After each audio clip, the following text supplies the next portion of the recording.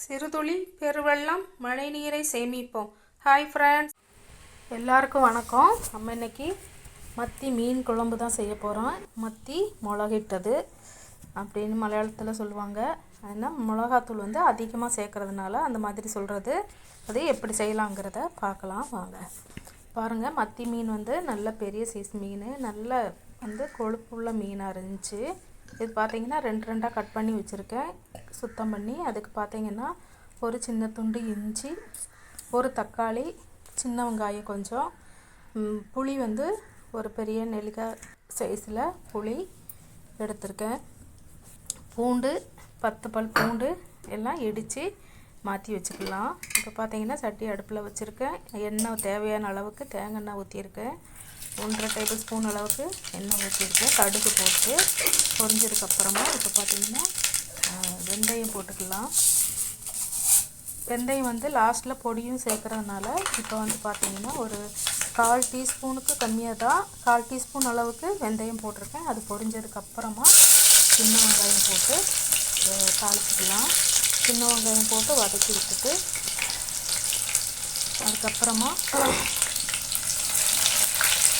நல்லா பரட்டி விட்டுக்கலாம். பரட்டி விட்டதுக்கப்புறமா அதுக்கு நம்ம இஞ்சி பூண்டு பேஸ்ட்டு இடித்து வச்சுருக்கிறத போட்டுக்கலாம். இஞ்சி பூண்டு பேஸ்ட்டு இடித்து வச்ச பூண்டை போட்டுட்டு அதையும் நல்லா பரட்டி விட்டுட்டு அதுக்கப்புறமா இது நல்லா வதங்கினதுக்கப்புறமா தக்காளி போட்டு வதக்கிக்கலாம். இது வரைக்கும் சப்ஸ்கிரைப் பண்ணாதவங்க கண்டிப்பாக சப்ஸ்கிரைப் பண்ணுங்கள். பிடிச்சிருந்தா ஒரு லைக் பண்ணுங்கள். ஃபேமிலி ஃப்ரெண்ட்ஸுக்கு பிடிச்சிருந்தா ஷேர் பண்ணி விடுங்க. இது சூப்பராக இருக்கும். இந்த மீன் குழம்பு நீங்கள் வீட்டில் செஞ்சு பாருங்கள், கண்டிப்பாக சூப்பராக இருக்கும். பார்த்திங்கன்னா தக்காளி ஒரு தக்காளி போட்டுக்கிறேன். உங்களுக்கு நிறைய குழம்பு வேணும், கிரேவி வேணும்னு நினச்சிங்கன்னா 2 தக்காளி அளவுக்கு போட்டுக்கோங்க. இந்த மாதிரி போட்டு வதக்கிறது இஷ்டம் இல்லை அப்படின்னு நினச்சிங்கன்னா மிக்சியில் போட்டு 2 தக்காளி போட்டு நல்லா அடிச்சுக்கோங்க. ஒரு தக்காளியா 2 தக்காளி உங்கள் தேவையை பொறுத்து நீங்கள் தக்காளி போட்டு மிக்சியில் அடிச்சுக்கோங்க. இல்லைனா நல்ல பழுத்த தக்காளி இருந்தால் சீக்கிரம் இது மாதிரி கட் பண்ணி போட்டாலே நல்லா வதங்கிடும். நல்ல குழுன்னு குழம்பு மாதிரி வேணும்னு நினைக்கிறவங்க மிக்சியில் அடித்து நல்ல பச்சை வாசனை போகிற அளவுக்கு இதில் போட்டு நல்லா வதக்கிக்கலாம். இது கூட உப்பு போட்டோம்னா சீக்கிரமாக தக்காளி நல்லா உடஞ்சிரும். பாருங்கள், நல்லா வதங்கிருச்சு. கரண்டி வச்சு தேய்க்கையில் அதெல்லாம் நல்லா வதங்கி வந்துடுச்சு. இப்போது இந்த டைமில் நம்ம அதுக்கு தேவையான மசாலா போட்டுக்கலாம். இது உப்பு போட்டு நல்லா மிக்ஸ் பண்ணி விட்டுட்டு அதுக்கப்புறமா மஞ்சள்தூள் முதல்ல மஞ்சள்தூள் போட்டால் இப்போ பார்த்திங்கன்னா இது போட்டு நல்லா வதக்கி விட்டுட்டு மசாலா போட்டுக்கலாம். மல்லித்தூள் 2.5 டீஸ்பூன் அளவுக்கு போட்டிருக்கேன். ஏன்னா நிறைய குழம்பு கொஞ்சம் கிரேவி வேணும் அப்படிங்கிறதுனால மல்லித்தூள் கொஞ்சம் அதிகமாக போட்டிருக்கேன். ஃபஸ்ட்டில் மஞ்சத்தூள் லைட்டாக போட்டுக்கு நல்லா வதக்கி விட்டுக்கலாம். அதுக்கப்புறமா மல்லித்தூள் 2.5 டீஸ்பூன் போட்டிருக்கேன். வீடியோ ஆஃப் ஆயிடுச்சு, அதனால் தெரியலை. இதை பார்த்திங்கன்னா 2.5 டீஸ்பூன் அளவுக்கு மல்லித்தூள் போட்டிருக்கேன். பார்த்திங்க 1 டீஸ்பூன் தான் நான் மிளகாத்தூள் ஃபுல்லாக குமிச்சு எடுத்திருக்கேன். மல்லித்தூள் 2.5 டீஸ்பூன் நல்ல ஃபுல்லாக எடுத்திருக்கேன்.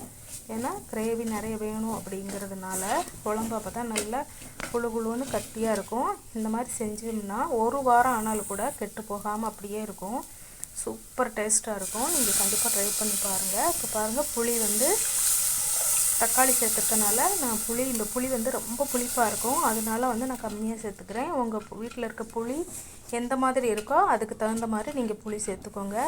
ஏன்னா மீன் குழம்பு கொஞ்சம் புளிப்பு அதிகமாக இருந்தால் தான் கொஞ்சம் டேஸ்ட்டாக இருக்கும். அதனால் அதுக்கு தகுந்த மாதிரி சேர்த்துக்கோங்க. இப்போ மசாலா தேவையான அளவு தண்ணி ஊற்றிட்டு அதை கொதிக்க வைக்கிறதுக்காக மூடி வச்சுக்கலாம். பாருங்கள், இப்போ அதுக்கு தேவையான அளவு தண்ணி ஊற்றி நல்லா கொதிச்சிருச்சு. இந்த டைமில் நம்ம மீன் போட்டுக்கலாம். மசாலா நல்லா கொதித்து பச்சை வாசனையெல்லாம் போயிடுச்சு. இந்த டைமில் நம்ம மீன் போட்டு ரொம்ப நேரம் நம்ம வேக வைக்கக்கூடாது. ரொம்ப தீ போட்டு ரொம்ப கொதிக்கவும் விடக்கூடாது. மீடியமான தீயில் வச்சு நம்ம வேக வச்சு எடுத்தோன்னா கரெக்டாக இருக்கும். மீனெல்லாம் போட்டுட்டு நல்லா அது சட்டியை வந்து எடுத்து இந்த மாதிரி சுற்றி விடணும். சுற்றி விட்டோன்னா மீன் வந்து உடையாது. இப்போ இந்த கையில் ஒரு கையில் கேமரா இருக்கிறதுனால எடுத்து சுற்றி விட முடியல. நான் கரண்டிலே வந்து எல்லாம் அமுக்கி விட்டுட்டேன். இப்போ கொதிக்கட்டும். மூடி வச்சு நல்லா கொதிச்சதுக்கப்புறமா எடுத்துக்கலாம். பாருங்கள், நல்லா கொதித்து மீன் எல்லாம் வெந்துருச்சு.